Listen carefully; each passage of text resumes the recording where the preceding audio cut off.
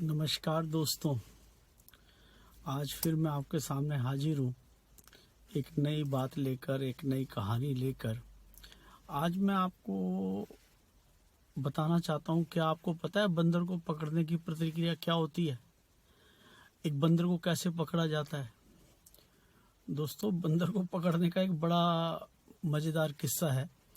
जब भी किसी मदारी को बंदर को पकड़ना होता है तो जिस क्षेत्र में बंदर बहुत अधिक संख्या में पाए जाते हैं उस जगह पर वो एक गडवी लेता है जिसका मुंह छोटा होता है और तला बड़ा होता है, जिसे लोग गडवी मतलब अलग भाषाओं में कुछ कुछ भी बोलते हैं, लेकिन उस बर्तन का जो है मुंह बहुत छोटा होता है और तला जो है वो चौड़ा होता है।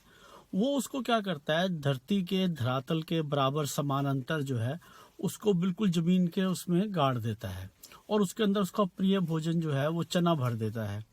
अब जो है बंदर आता है और हाथ को इस प्रकार से उसके अंदर डालता है और अपनी आवश्यकता से कई गुना अधिक जो है पूरी मुट्ठी भरकर हाथ को बाहर निकालने की कोशिश करता है, जो कि निकलता नहीं है क्योंकि उसका मुंह छोटा होता है। ऐसे तो उसका हाथ अंदर चला जाता है, लेकिन जब वो ऐसे हो जाता है तो हाथ बाहर नहीं आता। अब वो तड़पड़ाता है और इतनी देर में मदारी आता है, हाथ पे मारता है डंडा, गले में डालता है फंदा और चल मेरे भाई, इस प्रकार से वो उसको लेकर चल देता है। उसके काबू में बंदर आ जाता है। दोस्तों, क्या यही हाल हमारा नहीं है? हम भी उस बंदर की न्याय ही हैं, उस बंदर की तरह ही हैं।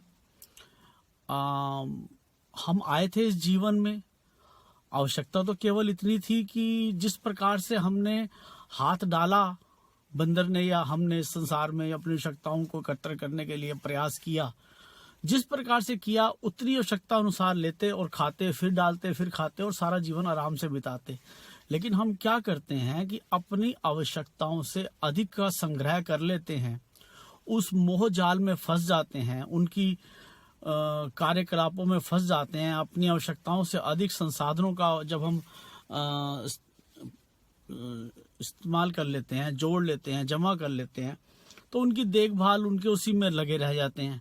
और दुनिया भर में हम कहते फिरते हैं कि यार मैं तो फंसा पड़ा हूँ इस संसार में, मुझे तो कोई छुड़ा ले। अरे भाई, बड़ा आसान है, इस मोह माया से जाल में अपना छोड़ दे और लग जा प्रभु की भक्ति में। परंतु ऐसा नहीं होता। वो उसमें हाथ भी फंसाए रखेगा, मुट्ठी को छोड़ेगा भी नहीं और परेशान होगा। इतनी देर में सारा जीवन बीत जाता है। यमराज रूपी मदारी आता है, हाथ पे मारता है मौत रूपी डंडा और सब का सब वहीं पर छूट के और चल मेरे भाई मेरे साथ। उस समय वो तुरंत सब कुछ वहीं छूट जाता है। जैसे ही डंडा पड़ता है उसका हाथ तुरंत खुल जाता है और मौत का रूपी डंडे के साथ फिर वो यमराज जी के बस में, चल मेरे भाई।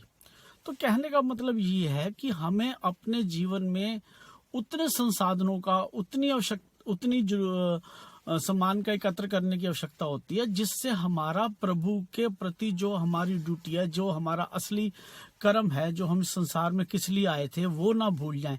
कहते हैं सब्बे गल्ला विसरो इक्को विसर ना जाओ। तो हम सब कुछ तो याद रखते हैं, प्रभु को जपना ही याद रखना भूल जाते हैं। तो हमें इस बात से इतनी ही प्रेरणा मिलती है कि हमें चाहे सब कुछ भूल जाए, लेकिन एक प्रभु की उत्सत करना ये नहीं भूलना, जो हमारा मेन लक्ष्य है, जो हमारा मेन टारगेट है, हम कभी भी उसको भूले नहीं। तो दोस्तों, आज के लिए इतना ही।